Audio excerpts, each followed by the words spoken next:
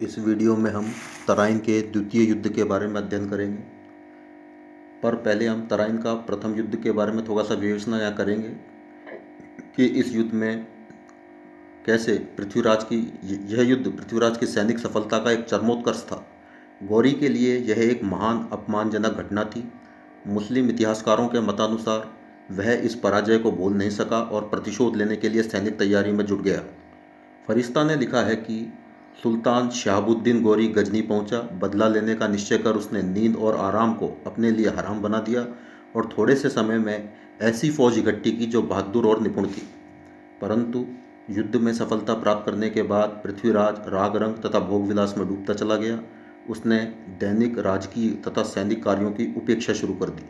परिणाम स्वरूप उसके राज्य की उत्तर पश्चिमी सीमांत की सुरक्षा भी शिथिल हो गई, जिसके घातक परिणाम उसे बहुत ही जल्दी भुगतने पड़े।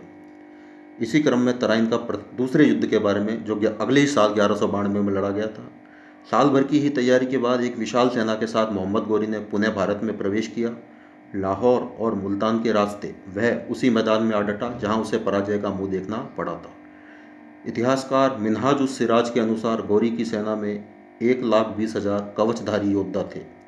ताजुल मासीर का लेखक हसन निजामी लिखता है कि सुल्तान ने रुकनुद्दीन हमजा को अपना दूत बनाकर पृथ्वीराज के पास अजमेर भेजा और कहलवाया कि पृथ्वीराज इस्लाम धर्म ग्रहण कर ले और गौरी की अधीनता स्वीकार कर ले। प्रत्युत्तर में पृथ्वीराज ने कहलवाया कि सुल्तान को तुरंत वापस लौट जाना चाहिए। पृथ्वीराज भी अपनी विशाल सेना के साथ गौरी का मुकाबला करने के लिए तराइन के मैदान में आ डटा। अब गौरी ने छल कपट एवं विश्वासघात का सहारा लिया।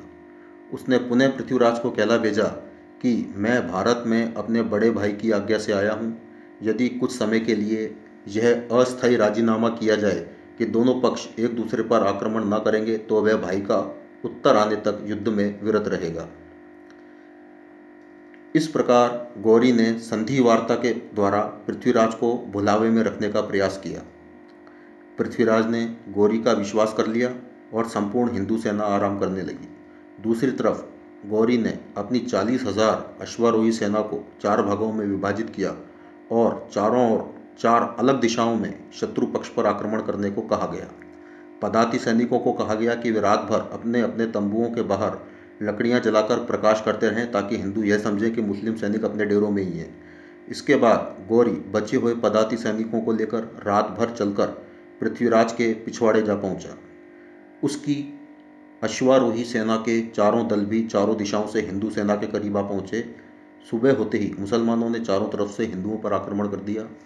इस समय बहुत से हिंदू सैनिक शौचादि कार्यों में निवृत्त होकर लौटी थे और कुछ स्नान करने में लगे हुए थे। मुस्लिमों के अचानक आक्रमण से हिंदू शिविर में भगदड़ मच गई। पृथ्वीराज ने हाथी पर बैठकर स्थिति को संभालने तथा अपने सैनिकों को प्रोत्साहित करने का प्रयास किया, परंतु जब स्थिति प्रतिकूल बन गई तो वह हाथी से उतर पड़ा और घोड़े पर बैठकर मैदान में लड़ता हुआ आगे निकला, परंतु सिरसा के आसपास पकड़ा गया और मार दिया गया। गोविंदराज तथा अन्य बहुत से प्रसिद्ध सामंत हजारों सैनिकों सहित वीरगति को प्राप्त हुए। पृथ्वीराज के अंत के अंत के संबंध में कुछ विद्वानों में भारी मतभेद है। पृथ्वीराज रासो जो ग्रंथ है, जो इन्हीं के ही दरबारी कवि चंद्रबरदाई ने लिखा था, उसके अनुसार गौरी पृथ्वीराज को अपने साथ गजनी ले गया, जहां उसे अंधा कर दिया गया। बाद में चंद्रबरदाई भी गजनी पहुंचा और उसने सुल्तान को पृथ्वीराज की शब्दभेदी बाण चलाने की कला को देखने के लिए राजी कर लिया। तदनुसार पृथ्वीराज को एक मैदान में लाया गया।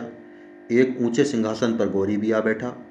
कवि चंद्रबरदाई ने कविता के माध्यम से पृथ्वीराज को सुल्तान के बैठने की सही स्थिति बतला दी और पृथ्वीराज ने एक तीर से सुल्तान को मार गिराया। इसके तत्काल बाद पृथ्वीराज और कवि ने एक दूसरे को समाप्त कर दिया। डॉक्टर दशरथ शर्मा के अनुसार गजनी में पृथ्वीराज के वध की कथा कल्पना मात्र है। 1193 ईस्वी का पृथ्वीराज का सिक्का तारागढ़, जो अजमेर में है, टकसाल से प्राप्त हुआ है, जिससे स्पष्ट है कि तराइन के दूसरे युद्ध के बाद भी पृथ्वीराज जीवित था। गौरी के साथ उसका समझौता हो गया था। हसन निजामी भी इसकी पुष्टि करता है। वह लिखता है कि जब सुल्तान को पता चला कि पृथ्वीराज उसके विरुद्ध षड्यंत्र रचने में लीन है तो उसने पृथ्वीराज को मरवा डाला। इसके विपरीत मिन्हाज उस सिराज और फरिश्ता का मत है कि वह युद्ध के मैदान से भाग निकला, परंतु पकड़ा गया और मौत के घाट उतार दिया गया। इसी प्रकार से पृथ्वीराज के अंत के संबंध में कई किंवदंतियाँ और इतिहासकारों में मतभेद है।